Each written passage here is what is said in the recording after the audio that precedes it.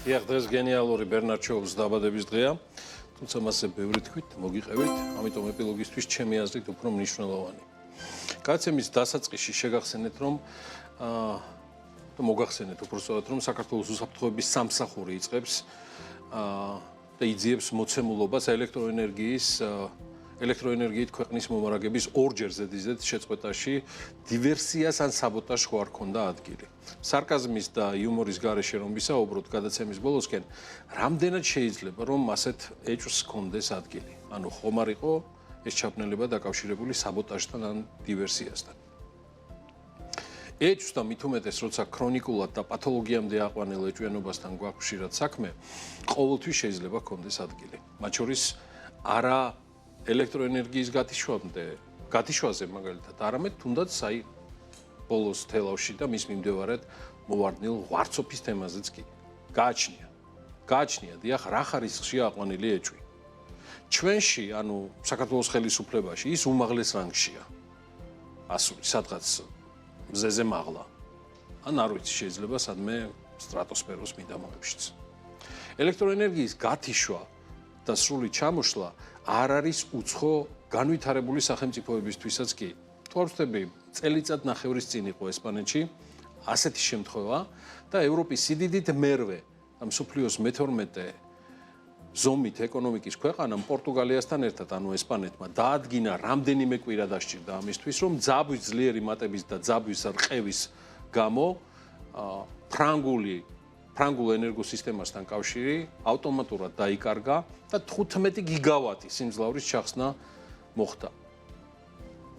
შეიძლება რომ ანალოგიურ საკითხთან მქონდეს საქმე, თეორიულად ალბათ კი. თუმცა ხალხს და მოსახლეობას იცით არავინ არ დაელაპარაკა, რადგან დიდი ალბათობით ვისაც ეს, ანუ მოსახლეობასთან კომუნიკაცია ევალება, თავადაც ერთგვარ მძიმე საგონებელში არიან ჩავარდნილი მომხდარი ბლექაუთის გამო, მაგრამ მათაც და სუსის მომავალ გამომძიებლებსაც თუ ექსპერტებს, ვინც აი ამ თემაში, ანუ გამოძიებაში არიან ჩართულები, მინდა ვუთხრა, რომ საკუთრივ საქართველოს ენერგეტიკა სისტემური მოწყობის და გადაწყვეტილების მიღების თვალსაზრისით არის ერთი დიდი პრობლემა. და თან ნაწილი სისტემური კორუფციული მართლობისა რისის შედეგებით და მათ შორის გამოძიებული საქმეებიც ვნახეთ ბოლო არასრული 2 წლის მანძილზე. თუმცა აი ამ დარგის ერთგვარი მიშვება, ენერგეტიკის მიშვება ალალ-ბეძე დღემდე გრძელდება და თუ რაიმეზე ხორციელდება საბოტაჟი ამ ქვეყანაში, ერთ-ერთი მათ შორის სწორედ ენერგეტიკაც არის, სადაც ყველაზე გაუმჭირვალე და კორუფციული თამაშის წესებია.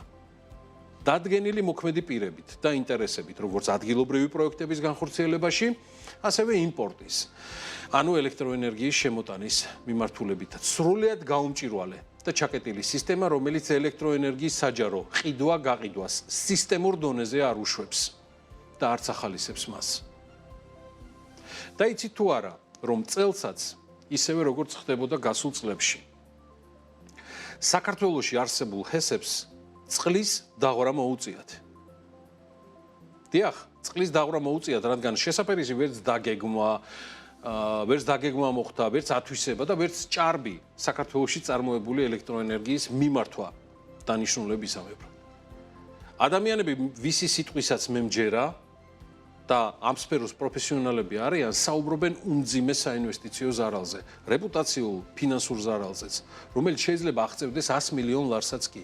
ანუ ვაწარმოებთ ელექტროენერგიას, ცოტა, მაგრამ გვაქვს და ამ წყალს ვღრით. ამას რა ქვია?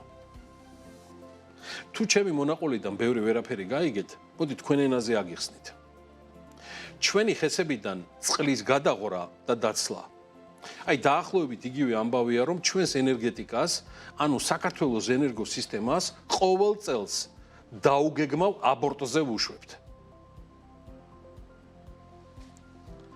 ხო და ამიტომ ჩემი რჩევა სისხლის სამართლის საქმე მომხდარ ჩაბნელებაზე საქართველოში. არა საბოტაჟის და დივერსიის, არამედ სისხლის სამართლის 137 მუხლით. გაუპატიურების მცდელობით აღზარით. დიახ, გაუპატიურების, რადგან ამ ქვეყანაში არ დასრულდა არც ენერგეტიკის და არც სხვა დარგების გაუპატიურება. და შემდგომ ამაში დამნაშავე დივერსანტების და სხვა ჯურის ხალხის ძიება.